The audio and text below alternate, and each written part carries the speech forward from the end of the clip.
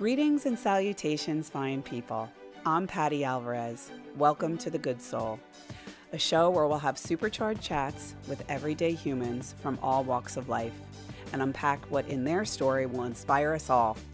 We'll extract the untapped wisdom, distill it, and serve it up to you in all the right ways that will engage, enlighten, and most of all, inspire growth within your soul. I think people are awesome. So join me on this journey through the hearts and minds of ordinary people to uncover the good soul within you. This is The Good Soul. Hello, universe. Welcome to The Good Soul. We're on episode 33, and our episode is titled A Culinary Icon. Chef's kiss. Welcome, David Burke. Nice to be here. Thank you for being here. Yeah. So excited. We had such a great pre-show talk. I'm like, wait, don't say anymore. So I was just saying to David, what would you call yourself? Celebrity chef, a culinary icon, master chef? I'm a celebrity chef. I don't call myself that. It's just because there was never a goal to be a celebrity chef. I'm a chef and restaurateur. I'm a modern American chef. I'm from the ground up, I'm absolutely. I'm the real deal chef. I'm not new to the game. And the reason I call it the real deal is because when I decided to be a chef in the 70s, being a chef was not even a profession. So it was a real labor of love and a real passion project. And against all odds of being able to get to a certain level in this field because it didn't exist. Sure. So what would you say if it wasn't a profession, then what would you consider it? Just like... Well, it was a service job. Oh, okay. All right. When I told my dad I wanted to be a chef, he sat me down. I swear to God, he sat me down. He goes, no, listen, I was a good student. I was a 70s kid, where I grew up in Jersey. Mm-hmm. Smoked a little of this, drank a little of this. Union Beach, right? Hazlitt. Hazlitt. But I was a varsity wrestler as a freshman, which is hard to do. I was 100 pounds, and I was a A and B student. So I graduated high school in 3 years. So I got out legitimately. So I was a smart guy. Raritan High School? Yeah, and I had the athletic part of it, so I didn't have to go my fourth year of phys ed. So I got to work a full year. But when I told my dad as a freshman going into sophomore year that I wanted to be a chef, he sits me down. He's like, he's from Brooklyn, save some money, because I have good grades and it's not, maybe I can do something like go to a legitimate college, and right. Where, his family, they didn't go to college. And so he sits me down and he goes, David, we got to stop the nonsense of being a chef. He goes, let me explain something. He says, you might not know this, but I know you smoke pot. He goes, I just didn't realize how much. Oh my God. And he goes, why would you want to work like that? He goes, I was a cook in the Army. I said, and I had to answer him. I had to convince him that being a chef was a good idea. So now my gym teacher called me a fairy. Because he used the other word back then. Because I quit the team to be a cook. He literally picked me up I was 100 pounds, banged me into the lockers because I quit the team, and I could have got a scholarship. I was that good. It was dynamite. And he's like, and the team, and I was like, no, I want to be a chef. And so to tell somebody that in 76 or 77 was like a joke. And my best friend's father, I managed the A&P, and he used to call me Burger Boy. And it was just like, because that's what people thought of a cook was. We didn't grow up in country clubs. Yeah. We didn't go out to travel on vacations and eat on cruise ships. I mean, we were blue collar, man. You ate out pizza. Not in my house because my dad was a health nut. But eating at the Anchor Inn was pizzeria was a night to eat, or you would go out maybe to a different kind of restaurant. But anyway, so that was so for my decision to be a chef was based on being really good at something that was artistic, creative. I saw the energy in the kitchen like a quarterback sees the field. I knew I could do it. So I knew and I wanted to be the quarterback in my kitchen. Now, I see a guy named Danny. He's the chef at the Sheraton Inn in Hazlitt. And back then, I look at back now, I was a dishwasher. And I look at the food they did. It was brilliantly good for that neighborhood and that time. And that's where all the PNC artists stayed. Jackson Browne, sure, Meatloaf, of course. Brothers, Leonard Skinner, absolutely. Meatloaf, whoever played, and I'm sure there's a gazillion others. And the Garden State Arts Center. Yeah, the Garden State, and they would go through the kitchen because of the paparazzi. So they'd come to the kitchen, and the roadies hooked up with the cooks. And the cooks back then, they were older than me. I'm like 15. So my mother's cousin was a cook, long hair, Vietnam vets, hippies, people that came from different parts of military, some dropouts, etc. Just a colorful group of hardworking, great guys, and they would cut up all day. And they'd cut up meat, they'd open clams, make soup, and produce.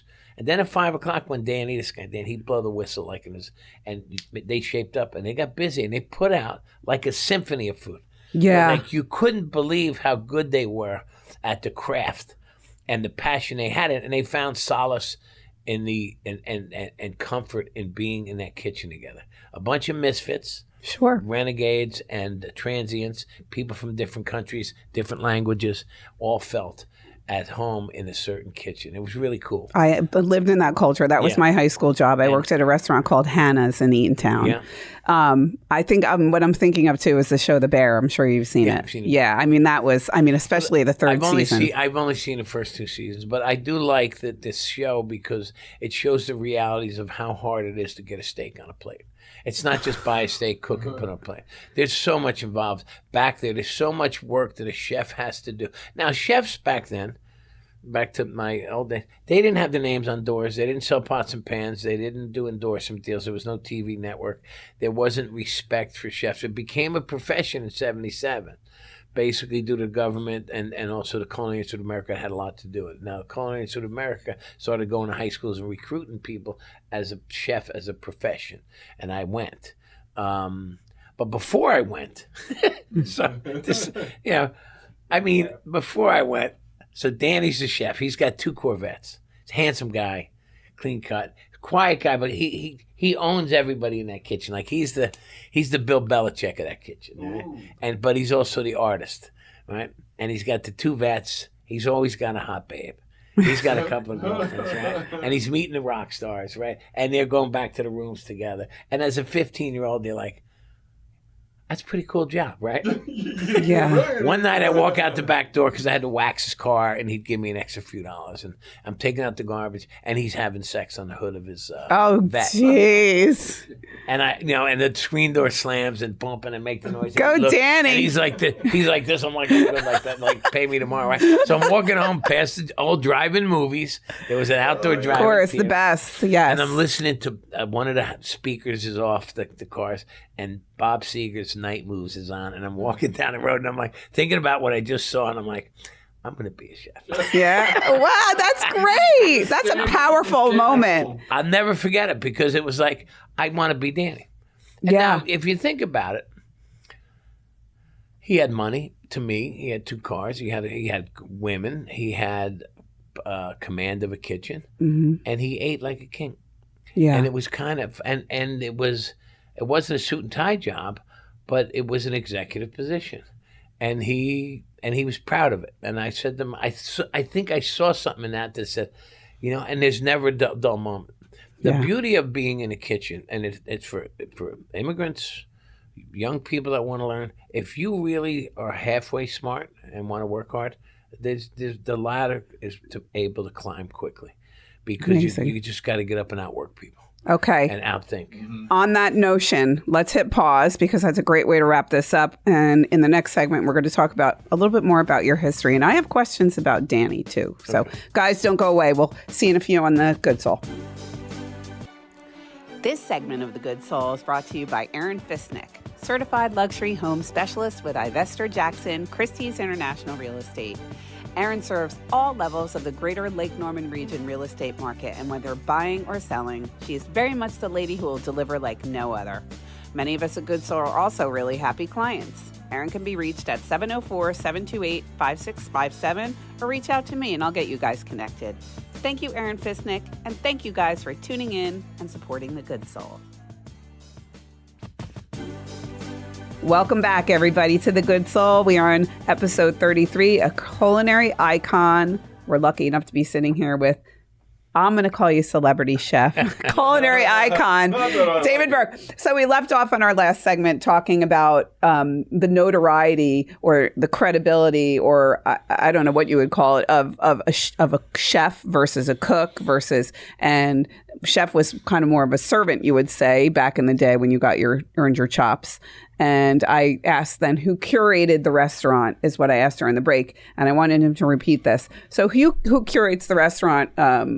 Who designs the menu and what's it going to look like and smell like and sound like? Well, in the old days, I don't know. I think the managers and maitre d's did it.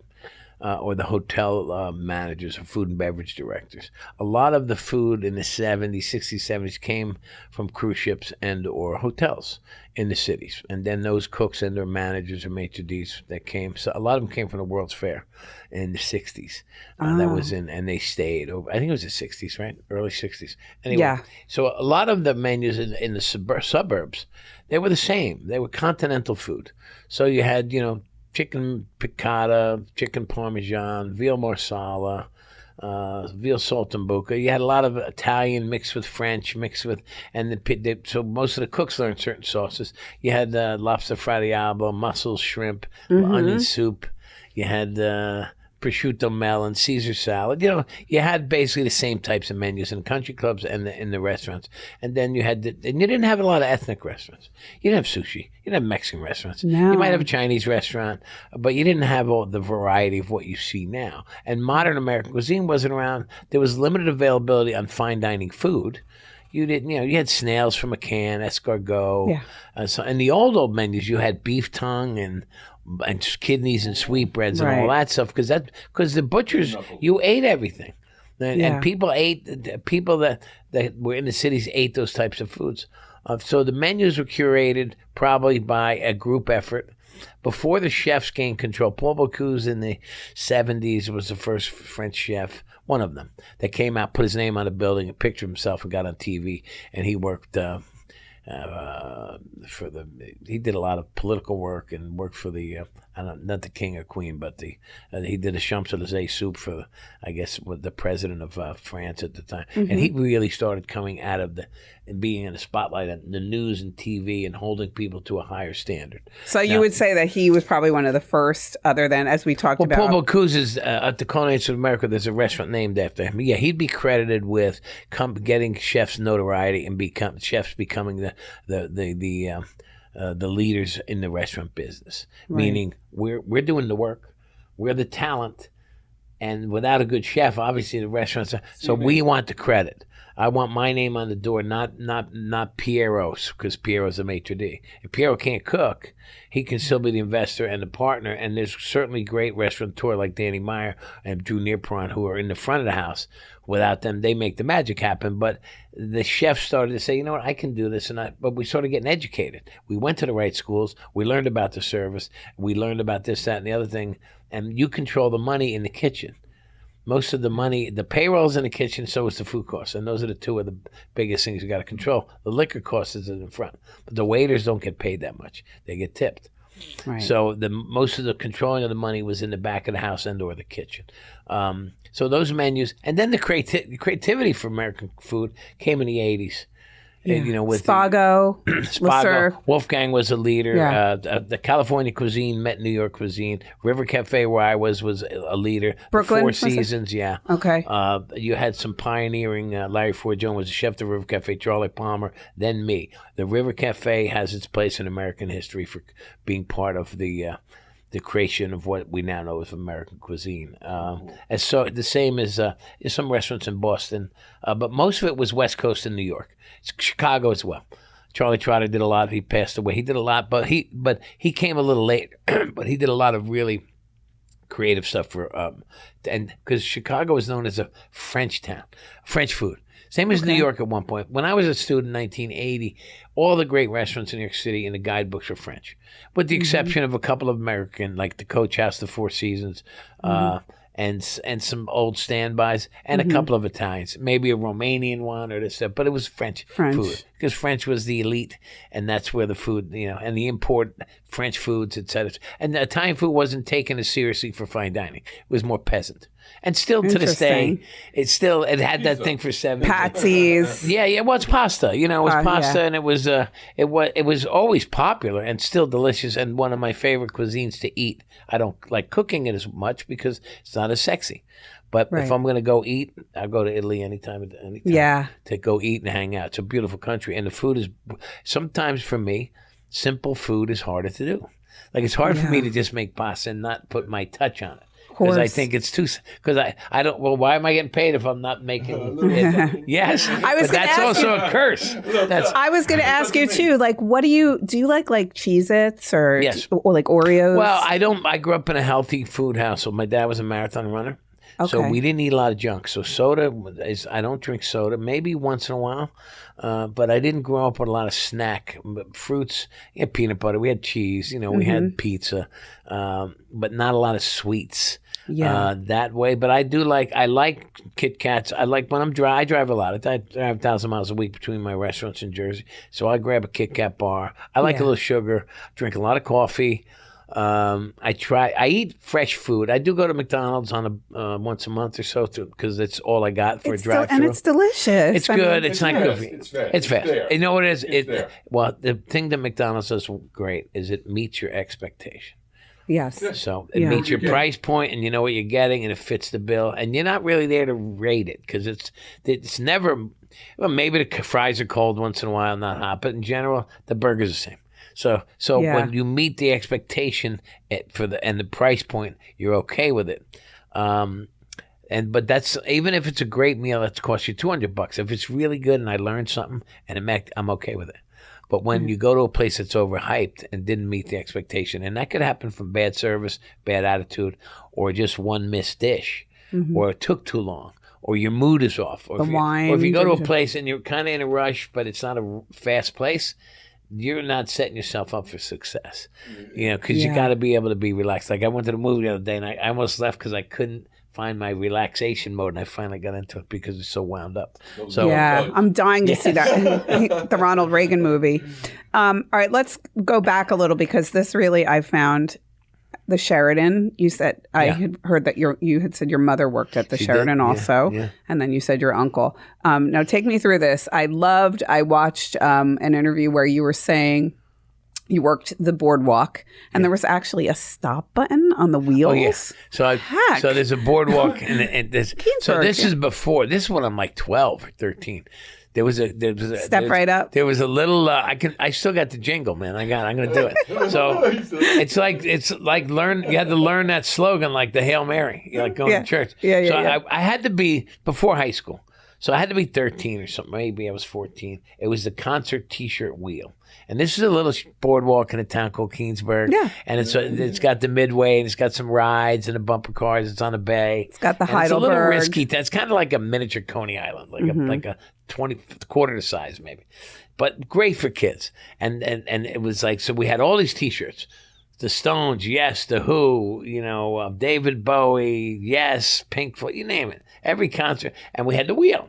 And we had to say, round and round she goes, where she stops, nobody knows. It's only a nickel game now. Step right up. Free T-shirt every time. I had to say that. The guy's like, the guy had the French fry stand. He had a bunch of stands, so he'd walk French fries with vinegar. He would walk up and back, and this. He's like, keep yelling. I'm like, right. And again, I'm like 4'11" back there with a bag, and I'm like, so. But the funny thing is, and we had the little break, and he goes, make sure not too many people win. He goes, you can only have one person, 2 people win an hour. So, and it had this and you'd be like, look, tick, tick, tick, tick, tick, tick, and I'd stop it, and I'm like, whoa, almost. And if somebody somebody wins, right? He goes, when somebody wins, just take a shirt. There's different sizes. You ask them what size, small, medium, large, extra, whatever, and put it in the back, staple 10 staples, and then tell them, step aside. And that was it. You hand them a T-shirt. Don't let them open it there. Yeah. I'm like, okay. Because he only had Mata Hoople T-shirts. So people would run back and say, what the fuck? What the heck? Who's Mata Hoople? I'm like, I don't know who Mata Hoople is. Oops. But that's all we got. I don't own the place. That's so funny. But they would be down. And back then, the place was packed. Now it's not the same because you didn't have Great Adventure yet. You didn't have a few other water parks and all this other. But what a great experience working. The best. It was fun. My father would take us. I mean, my father died in 2015. I mean, we took us, and to this day, I mean, we were at the old Heidelberg probably 2 years ago. It is a really cool place. And they had this roller skating rink down. That I don't remember. I think that might have. But I remember we used to go. No, it was in Keensburg. It was by the go-karts. And what was the game? Skilo or Ski ball? Ski something. My grandmother would go like. The haunted house. All those tickets. No. But there was like a game. There was a game that like not bingo, but it was like bingo, where all the old people would go play. It might be ski some, but they had the bars. My friend played in the band when we were in high school. I'd work the lights. They played Leonard Skinner. He was 16. But we had to lie about our age, and everyone else in the band was in their 20s. And they're getting bar fights. Keensburg's rowdy. It was rowdy. Man, it was a little dangerous. But you know what? I would walk from Hazlitt probably 2-3 miles to work on a boardwalk. And then they had the waffles and ice cream, the best, the Zeppelis, the Neapolitan, the best. But the bumper cars, and that was a day out. The Screaming Demon. I'm sure you remember the Screaming Demon. That ride that was like a rocket ship. Tilt-a-whirl, yeah. It was cool for a kid, you know what? And there was a job. I almost put a Dixie Lee. I was going to put a Dixie Lee donut, like a little bakery, on the boardwalk. Oh, that's smart. They did up the road though before you got. Wait a minute, guys. Let's hit pause real quick because I want to get into Dixie Lee. So we'll kind of tether that to our next. So, guys, give us a few. We'll see you on the flip side for segment 3 on The Good Soul.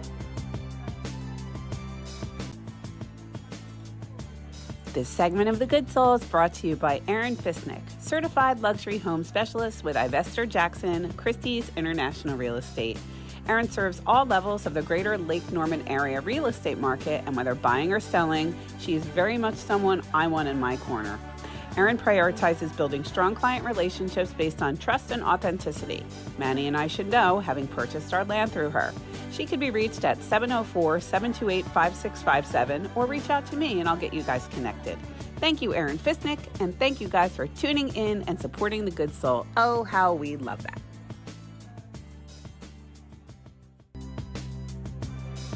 Welcome back, everybody, to The Good Soul. We're on episode 33. I'm here with the most incredible chef, icon, culinary icon, and I don't know what, we'll think of all kinds of things we can call you, David Burke. So welcome back to segment 3. We left off talking about Keensburg. I want to talk a little bit about the fun, cool places, especially for my New Jersey friends that you worked. We talked about the Sheraton. I worked at the Sheraton. I worked at Ground Round at Keyport. I think it was Keyport. Ground Round. On the floor. Where 35 met 36. I worked at Lakeside Manor. Right. The first day it opened for a crazy chef named Jerry Baker, who was supposed to teach me how to cook, but all I did was bread. I breaded everything. You breaded everything? Then I went to La Crêpe in the Monmouth Mall. That was great. I worked at a place called Contemporary Cooking Center in the Monmouth Mall. It was a cooking school. Then I got a job at the Navicent Country Club, thank goodness. Did you learn a lot there? 100%. That was the pivotal move in my career. Jose. Was it? Yeah, Jose was the chef. He set me straight. He gave me the break in my life, I swear to God. Did he? And that was my senior year. I didn't go to school, like I said earlier. So I worked for him full time, and I made adult money. I was 17. I was making big boy money, and then I got a job at Fromagerie, then I went to culinary school. And from culinary school, I moved to Dallas to do my internship. Then I went back to Fromagerie. I graduated culinary school, moved to Europe. I got a job in Norway, working in a home for the wealthiest family of Norway. So I spent the summer doing that. Is that where you made? You cooked a salmon in a dishwasher. Yes. That's really a true story. Oh yeah. Three cycles. 3 cycles. Because he wanted a whole salmon. That was for Prince Charles. Prince Charles, yeah. I had no idea who Prince Charles was. Did you get to meet Prince Charles? Yeah. No shit. But I had no idea who he was. Sorry. I had no idea who they were back then. Like when I took that, so I got recommended by my culinary instructor at school, who I thought hated me. I thought this guy was so mean. He fucking yelled at me. Excuse me, he yelled at me. We can bleep he was, I was really good at cook because I had the experience. I was a kid, but I could cook. I always had good hands. And some of the really good chefs in school, they're like, Burke, you got the hands, you got the hands. It's like being like a musician. Like when you're a cook, you got to find a groove, and you got to have the no wasted steps. Like if you're a drummer, if you see a drummer or a guy playing a musical instrument or girl, as soon as they pick it up, if they're good.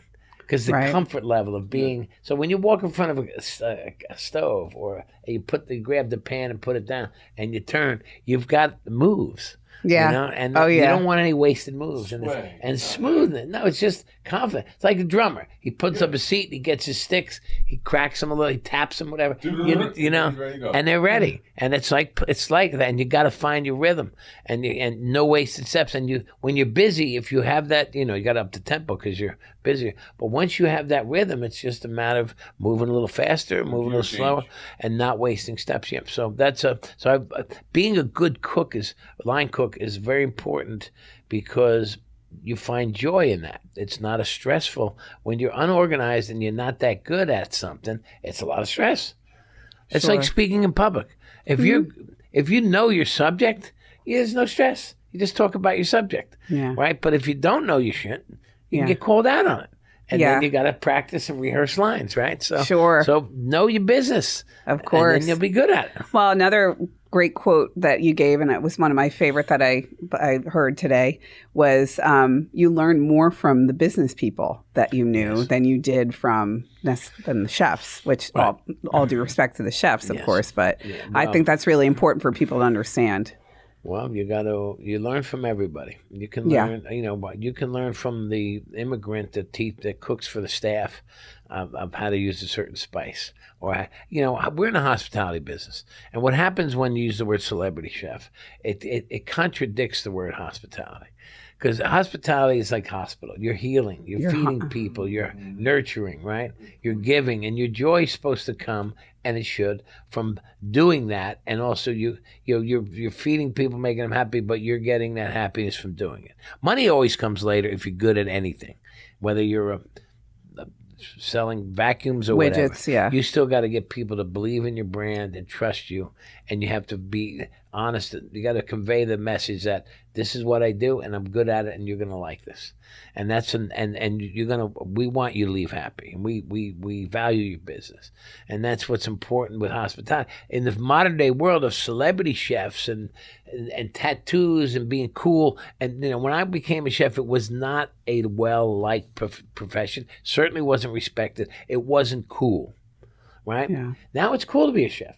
People like chefs. They call you chef on the street. There's TV shows about it. Yes, chef. Yes, chef. And you get to wear, not shave, wear your hair long, wear, tattoos. It looks good 'cause you're a chef. And you can kind of pull off that rock star artistic look and feel, right? Which I love, all right? But you can't lose the fact of what you do is to make other people happy first. You gotta impress. If you don't want to impress yourself, number one, that's a mistake. But you gotta want to impress your guests and your colleagues.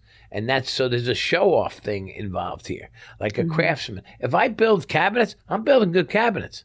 I'm not building mediocre cabinets. I want to build the best cabinets. So if I'm cooking lobster, I want to out create, and not everyone's creative, and I just happen to be really good at that end of it. Because when I first took over my first chef job, I was taking over the shoes of two really well-known chefs in America. And I was 26. I'm like, shit, I'm scared. Yeah. Right? So now if we both all have the same creme brulee recipe, and it gets cooked in that same ramekin, how's mine going to be better? Mine has to be styled, accessorized. I got to outthink them. How do I make it better? And you start online, and I carry that thing in my head. How is my dish going to be better and more unique? Now, I've developed lots of signature dishes through my years because my thinking is based on that. Mine has to be better than the guy down the street. What would you say? What would you say what your most notable signature dishes? Or I'm thinking cake pops. Well, yeah, I created the cake pop. It's hard to prove that. It's hard to patent it, but I'll give you a story.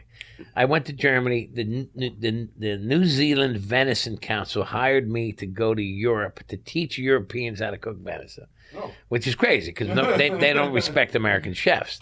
So I go to Germany, and I'm a young guy. Maybe I'm 30 something, and I got all these chefs in Munich. Those are good chefs, and I'm teaching them how to use venison. Now, that's a landlocked country. They know how to cook venison. They know how to cook good. So they're like, not taking me serious at first. And I'm just talking about it. And then I start to make the plates. And I have this French fry dish that my son kind of got me to do. Because he mocked me one day. We're watching a McDonald's or Burke King commercial. And he's like, how come your French fries don't stand up straight like that? So I made a crown in a mold that so the French fries stuck together like a circle. And we filled that up with venison chili, and then we put a steak. Anyway, beautiful. But you had to fry them in this metal roll. And no one was paying attention. And I put my hands in the frying oil, my fingers tips. It burnt like a son of a. But I couldn't get it out because my tongs kept slipping. So I just put my hand in and grabbed it. And the guys were like, and it hurt, trust me. But I didn't flinch. I'm from Route 36, man. and then all of a sudden the guys are like, the guy just put his hand in the deep fryer. And I'm like, so I made that. And then I started putting out the presentations and explaining. They were all like, wow, this guy knows what he's talking about. Mm-hmm. So all of a sudden we went to a Hofbrau house that night. In this Hofbrau house, they have these huge pork shanks, similar probably that they might even serve at the Hofbrau in Highland. It's called a Schweinehaxen. It's called pork shank. I had it and I looked at it and I didn't no cell phones yet back then. I wrote down a note. Long story. I was opening a steakhouse with the Smith and Walensky founder, Alan Stillman, and I had to put together my ideas for the modern day steakhouse. And I put this pork shank. I cooked it in the French method, where you cook it in duck fat and pork fat, and then you fry it crispy. It's like a miniature individual ham. Beautiful. I put a knife in it. I served it with sauerkraut and jalapeno applesauce in a big jar. And we looked at about 20 dishes. It's a lot of work, and I did London broil from swordfish belly. We did a lot of creative stuff for Steakhouse in 1996 to modernize what you know now as the old-fashioned Ruth Chris and all that. Mm-hmm. And we hit a home run. So the executive committee guys, the guys I learned a lot from business-wise marketing, they're all like, yeah, the pork's never going to sell in New York. Pork, nah. They're like, we're not. And I'm like, I said to myself, this is the dish. This is the best dish. This is the dish I'm most proud of. This is the dish that I have designed to be. And he sees how pissed off I am. And he goes, okay, then listen. He goes, we'll put it on for 6 weeks. If it doesn't sell, we'll take it off, right? I'm like, that's good. $19.95. It won Best Dish in America. Unbelievable. In USA Today. Remember that paper? It was on every airplane. It's still out there. It won Best Dish in America. Underneath it was John George and Thomas Keller, all the great French chefs with foie gras and truffles, but yet the pork with applesauce, all American. Mm-hmm. That was a moment where it was like, yep, now I know what I'm doing. Trust me. Yeah. Follow my instincts. That was around the time of the swordfish chop. Swordfish chop was before that. Oh, it was before that. More of a stroke. That was a stroke of genius butchering and my idea. Now that came from me eating out with a girl I dated. We went to a sushi place 2 a.m. and we had a whole trout, like smoked or whatever. And I cut the head off, and the collarbone of the fish had a little tiny chop.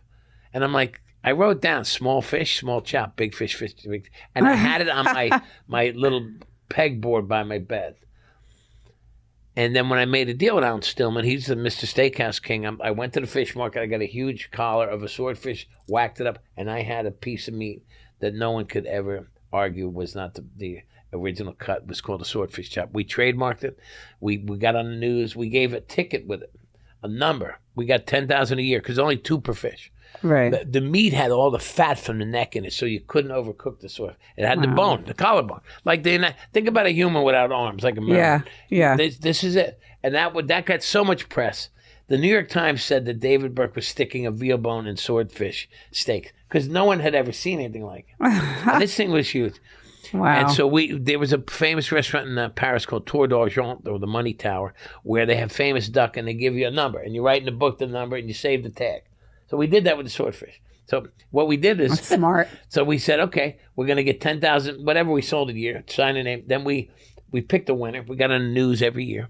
Nice. And we flew 2 people to Paris to eat at the Tour d'Argent. Wow. And we got a hotel to pay for the rooms, an airline to pay for big news, right? We did that for like 4 or 5 years. Then we started sending them to California, to Napa Valley. And then it started trickling. Then it was like, okay, free trip to Hoboken. Oh, jeez. All right, on that note, we got to hit pause, guys, and don't go away. We'll be back for the 4th segment of The Good Soul. This segment of The Good Soul is brought to you by Aaron Fisnick, certified luxury home specialist with Ivester Jackson, Christie's International Real Estate. Erin's not only an amazing agent, but she's also an amazing friend to me with a diverse mix of happy Lake Norman clients, each with their very own unique circumstance and challenge. She's a one-of-a-kind boss lady who I endorse wholeheartedly.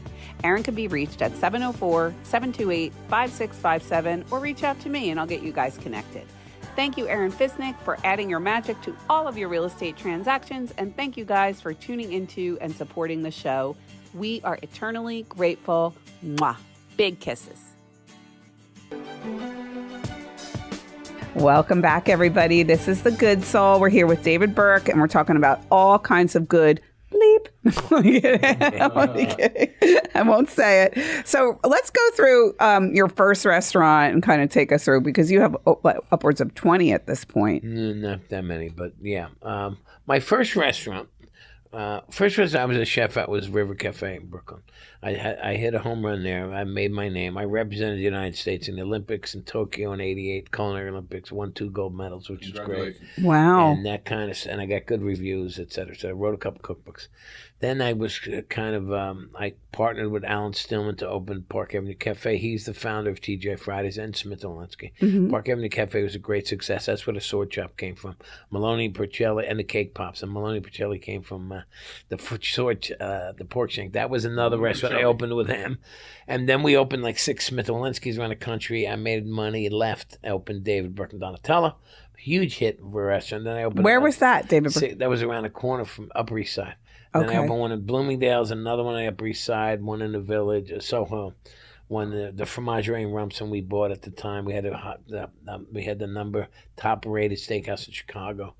Foxwoods we opened. So I opened a bunch. I had a falling out with my investor partner, and we lost a lot. I lost a lot of my businesses. He wanted to own my name. He tried to steal my name. Interesting. So luckily I had trademarked my name, but the fight ensued in court, and we spent a lot of money under that. So then I started rebuilding the company when that was done. And so we operate, manage, and or oversee about 15 restaurants.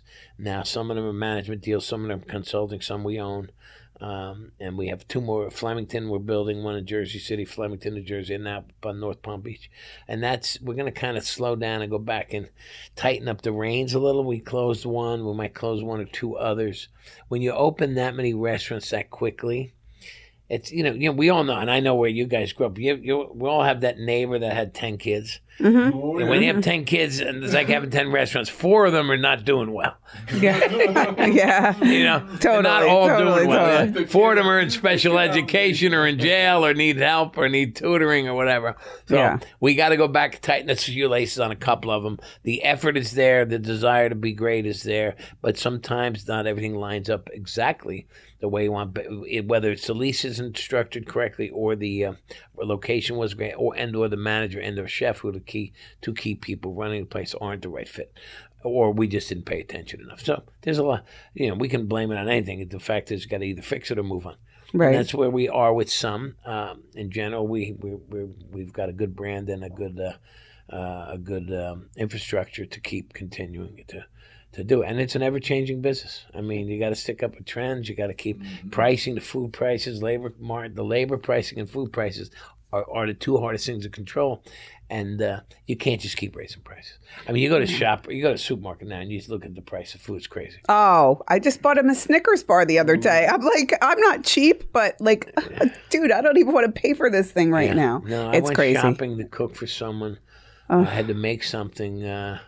I don't go to supermarket. I eat at restaurants. I eat at my restaurant. I live alone. Like, I don't go shopping. Like, I don't fill up a cart. Yeah. And I have an assistant who works on my. She'll throw some milk and cheese and eggs, and juice, and that's really what I eat. I don't really eat at home. Bread never, because it goes bad. So and I'll keep a few things in the freezer and pasta and tomato sauce. But so when I go out to buy something, I had to buy some stuff because I had to make a dish for a photo shoot. I'm like, whoa. Mushrooms are like $8 for like 3 sliced mushrooms. That's crazy. It was crazy. And juice was $9 for like a thing of juice. I mean, I was just like, wow. I mean, if you have kids and they got to eat 3 meals a day plus snacks 7 days a week, man, does that get expensive? Aldi. I know. Now it's just us. We're empty nesters. But back, I'd go to Walmart to do our food shopping because it was, I mean, this was... You got to be smart. You got to be creative. You got to be resourceful, right? You got to make things that are, like, how do you make something and then get another dish out of it the next day? Yeah. Right? And that's, I guess some people do it that way. So the amount of leftovers we throw out, but leftovers can be a good. So but anyway, it's great, we opened a bunch of restaurants since then. And what do you think is your? I'm going to guess the Red Horse is like your... Red Horse is our highest brand. There's 3 of those. Yeah. Rumson, Bernardsville, New Jersey, White Plains. The one in Rumson needs a little TLC right now, to be honest with you, because I haven't been there as much. And we had a little bit of turnover. And there's a lot more competition in Monmouth County. Wasn't there like the guy whipped out the butter knife a couple weeks ago? Yeah. Did you see that? A steak knife. Oh, it was a steak knife. Yeah, that's crazy. I'm not laughing at it, but it was... I'll show you the video later. Some guy tried to approach another guy. He didn't stab him. He was 75 years old. He had a few drinks in him, and the guy wrestled him down. But it was all of TMZ, the Post, stabbing in Rumson. It was my steak knife, so we're going to have some fun with that. Our next ad? Yeah. Our next ad is going to be a full-page ad. It's going to say if Red Horse by David Burke, if Steakhouse was a sport, this would be the Fight Club. Yeah, that's good. And you should send some of those knives. I was going to say, come on in and have a stab. Yeah, here's the knife. That's funny. You should send some of those knives to Britney Spears too. You ever see on Instagram? She like dances with knives. They're good knives, actually. And I'm getting chocolate ones made for. Oh, good. We're gonna do a burger knife. Oh, great. Well, we created burger night there. That was how burger night was created. Well, burger night was a great, we might give away a chocolate knife if you come back in for burger night. Well, it's got to settle down a little bit. And so, we have those brands. We have Orchard Park in East Brunswick, beautiful. And we also have the one we're building in North Palm Beach. Lake Park's going to be gorgeous.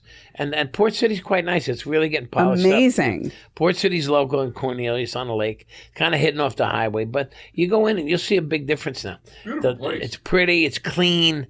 The food looks good. And the menu's nice, and we did a bourbon dinner for 100 people the other night. We're starting to do live music for brunch. We're doing stuff, and we're getting our footing. And Go Pizza's good. It's what street is that on? Bailey Road? I can't think of it right now. It's in Cornelius. It's near 131 Main. It's in the Waterman. That's right. Yeah. Well, I'll tell you, we went to Port City about 2 months ago, and Corey you must have put a word in that we were coming in, because he took such good care of us. They probably sent out, I love the whole concept of the tapas. He must have sent out probably 15 dishes. I mean, there was not one that we were not awed by. So we added more main courses to Port City. We still have the small plate section. And the desserts are good too. Yeah, he's doing a nice job there. And that setting is beautiful. Yeah, it is. It's a beautiful. Got to do something with those port windows way on top. Yeah.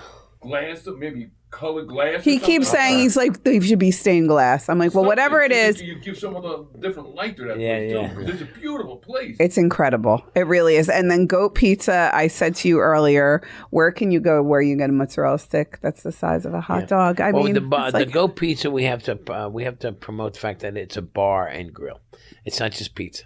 We have a full bar there. We have an indoor-outdoor bar, and we have we have pasta, we have chicken parm, we have other food than pizza. We have smash burgers are great, and it's great. Smash burgers. So the marketing on that has to get the word out. But again, it's good. It's a good location. All those hospitals are being built across the street.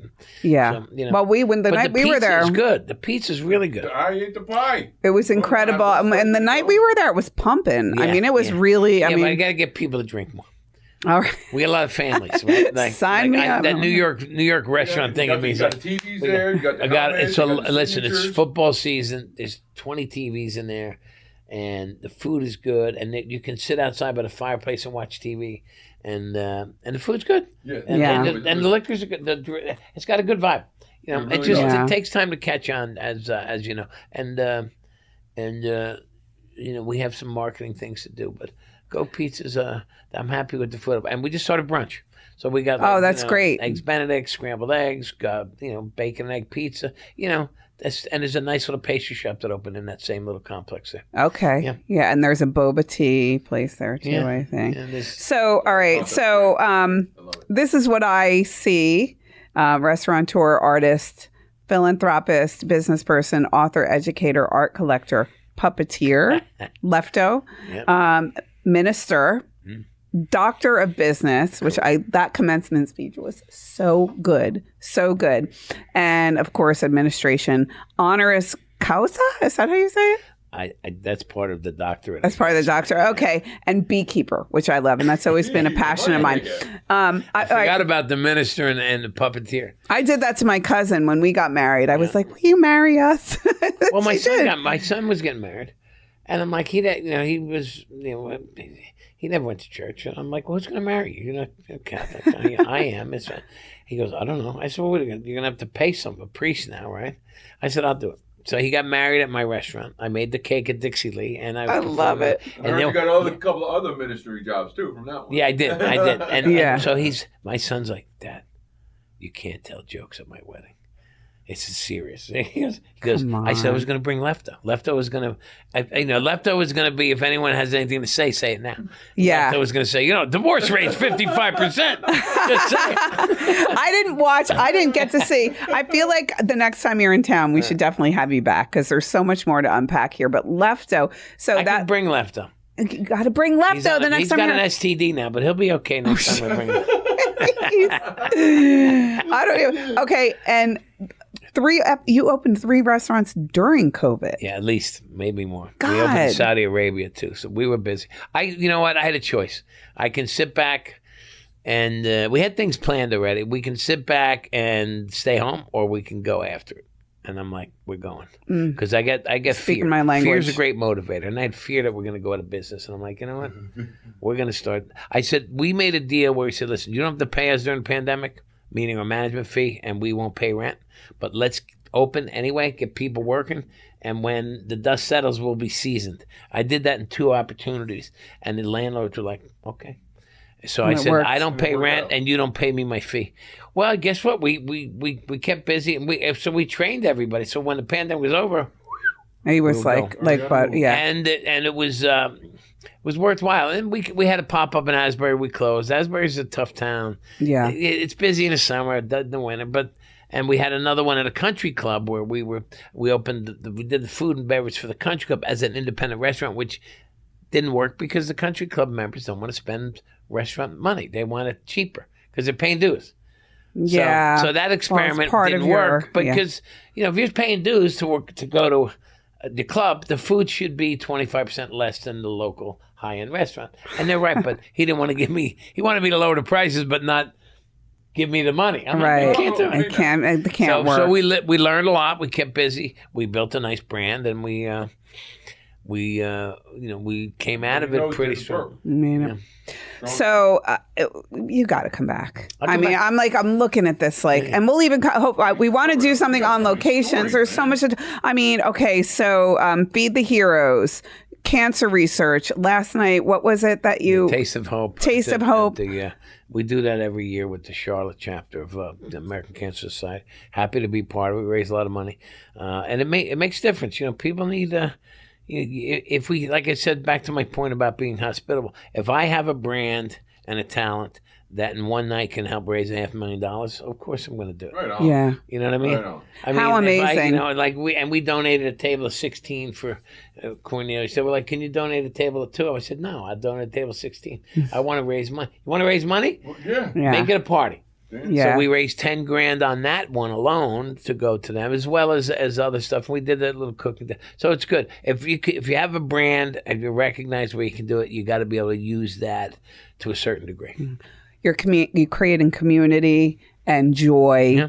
And I mean, I love Michael Pollan. I don't know if you know the author Michael Pollan. Yeah. What he says too, it's almost communion. You're feeding people. Yeah. There's so many. He's a great writer. He's a guy. I know. He is. Yeah, in defense of food. He's a good man. Yeah. All right. Well, speaking of good men, We got one sitting right here. So, David, you're fantastic. Thank you so much, I'll be guys. back before Halloween. He'll be back. Yes, you can catch us 105.9, 4 to 5 on Tuesdays, and, of course, on all your favorite platforms. So we'll see you next time. Again, thank you so much, David, for coming in. And we'll see you guys next time on The Good Soul.